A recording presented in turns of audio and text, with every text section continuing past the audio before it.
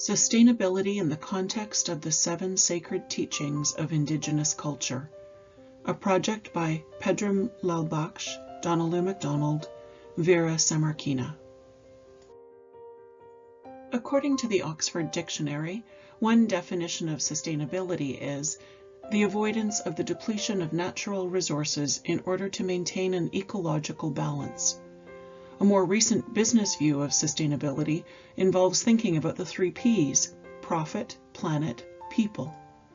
In the Indigenous worldview, the sacred story of the 7 grandfather teachings can be looked to as the guidelines for developing a balanced personality that can then best practice a sustainable way of life. Our journey as settlers is to travel from our Western scientific view of sustainability towards gaining an understanding of sustainability from an Indigenous perspective.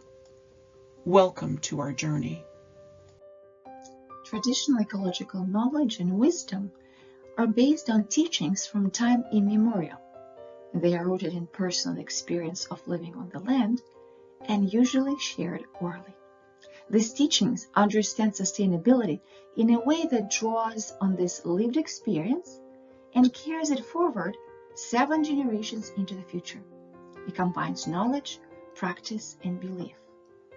Unlike Western science, it sees a human being in relation to the world in both an ecological and spiritual sense. The 7 sacred teachings are the framework that Indigenous peoples use to live with all relations in mind, which is a way to see sustainability.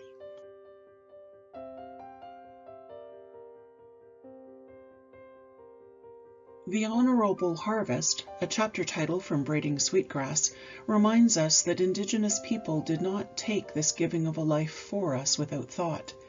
They show their respect to Mother Earth, to the buffalo or other animal with a gift of tobacco. They acknowledge the gift they have been given.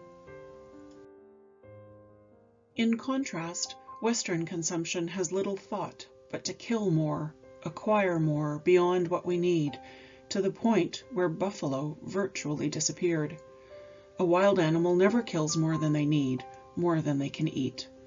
To be sustainable, we need to follow the ways of all of our Turtle Island relations, take only what we need, and honor everything that we take.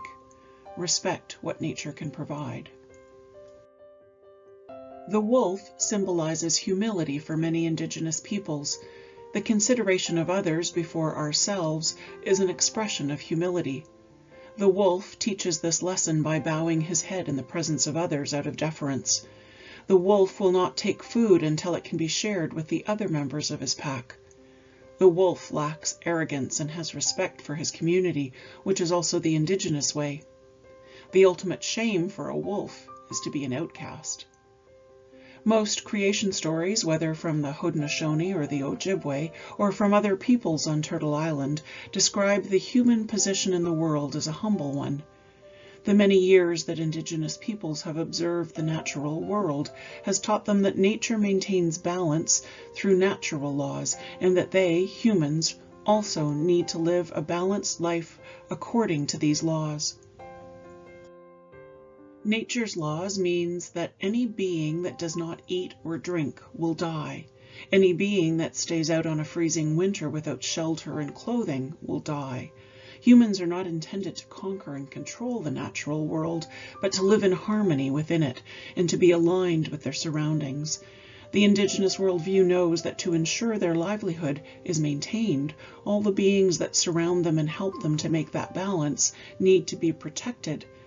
The idea of humility is an acknowledgement that humans are not superior, but that we depend on the rest of nature for our lives. To express deference and or submission to the Creator through recognizing and accepting that all beings are equal captures the essence of the spirit of humility.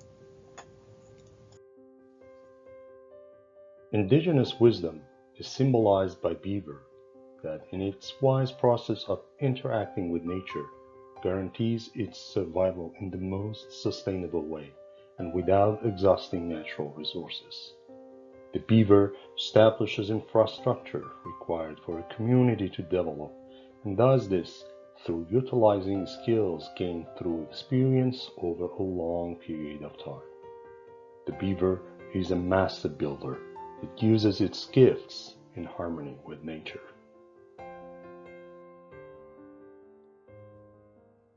Indigenous wisdom has its basis on three pillars: self, land, and community.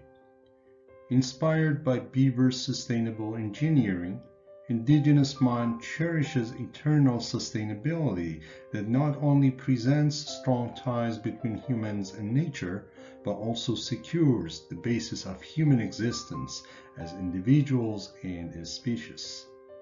Indigenous wisdom, therefore, is earth-based, foregrounding and securing harmonious and sustainable relationship among self, land, and community.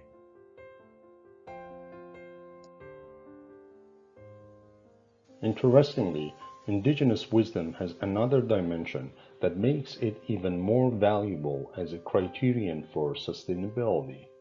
The earth-based indigenous wisdom is not time-bound, but eternal by nature, because it has its roots in past, appreciates present, and promotes the future. In fact, the health and well-being of the next generations and future communities highly depend on wise interaction with nature. Understanding and appreciating this timeless continuum in which self, community, and land are considered one entity and not three separate entities are essential for a roadmap toward sustainability. Truth, by definition in indigenous culture, is to know and understand all the 7 teachings given to us by the Creator and to remain faithful to them. Wisdom, on the other hand, is understood as the ability to make decisions based on personal knowledge and experience, while communities in general are dependent on gifts given to each member by the Creator and how these gifts are used. Interestingly, Merriam-Webster Dictionary 2 relies on keywords such as insight, ability to discern inner qualities and relationships, judgment, good sense, knowledge, accumulated philosophical or scientific learning, wise attitude, belief, or course of action to define wisdom, while it puts together words such as actuality, fact, reality to define truth, which demonstrates, despite all existing differences, both indigenous and Western culture have a lot in common, at least in the way they define these concepts. Something that gives indigenous culture a highly philosophical look is its inherent concept of relatedness, which can be considered an unshaking foundation upon which and in relation to which human life could be established and defined. Lois Cardinal has beautifully elaborated on such relations. As he says in one of his lectures, while the word indigenous means born of the land in Latin, it has a philosophically significant meaning in indigenous culture because it's a relational concept that considers universe a continuum of relations where things stand in relationships to and humans are only a small part of it.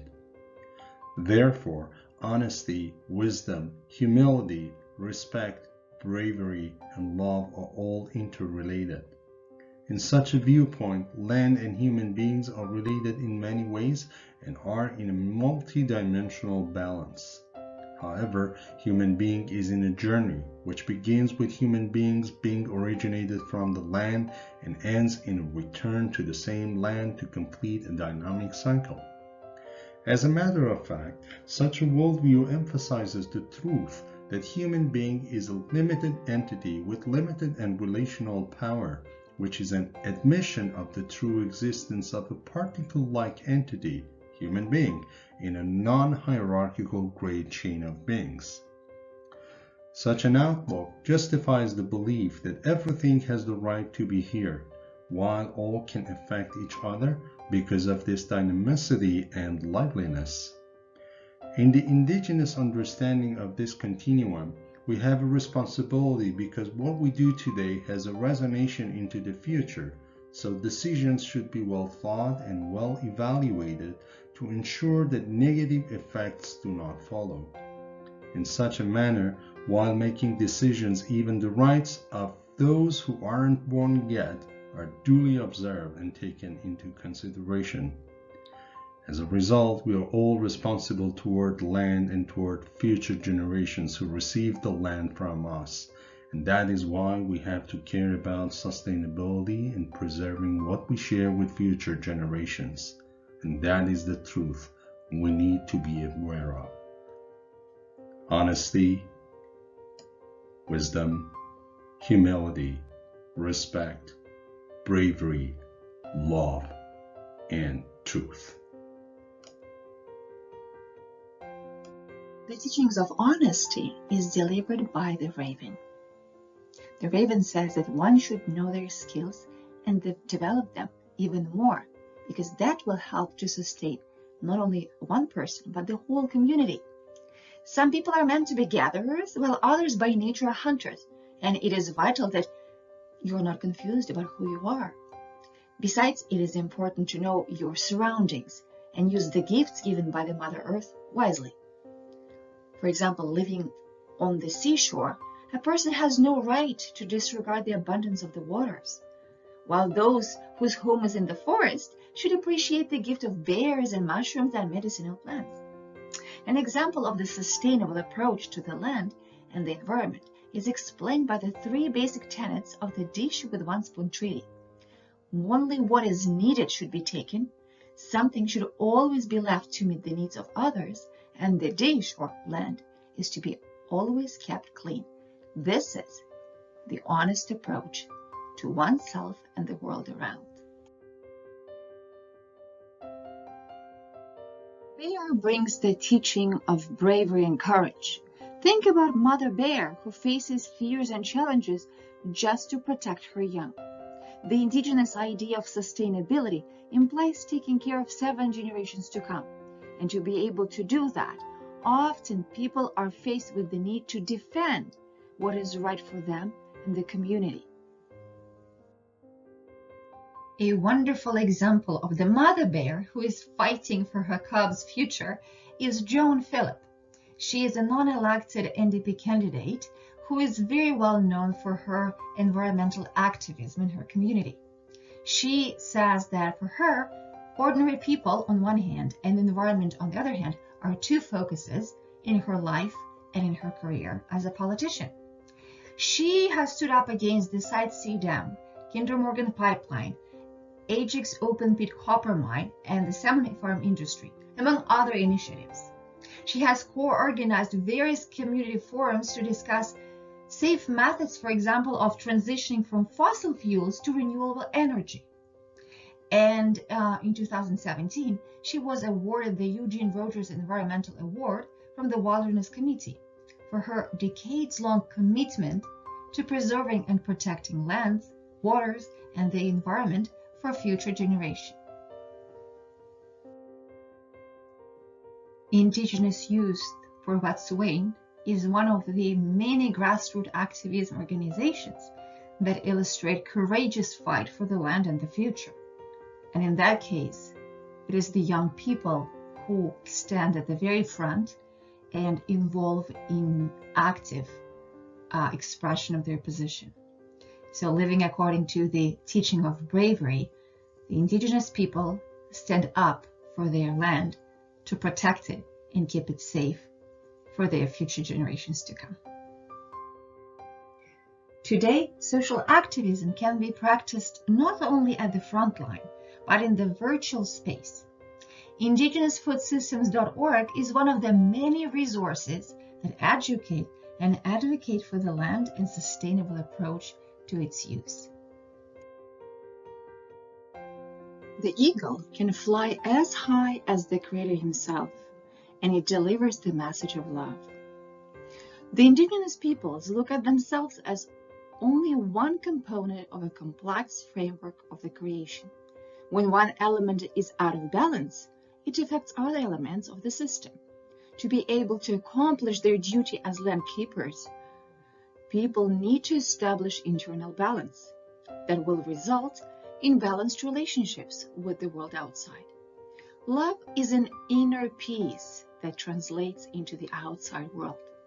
Love is in keeping balance, in giving and taking. It is crucial for healthy relationships with the land and with all the creatures that inhabit it. Loving self, the creatures and the land is the indigenous perception of sustainability.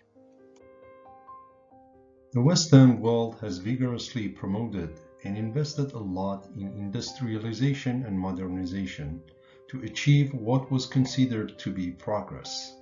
However, all that was at the expense of Mother Earth and ended up in disastrous exhaustion and depletion of natural resources, which are hard and sometimes even impossible to replace.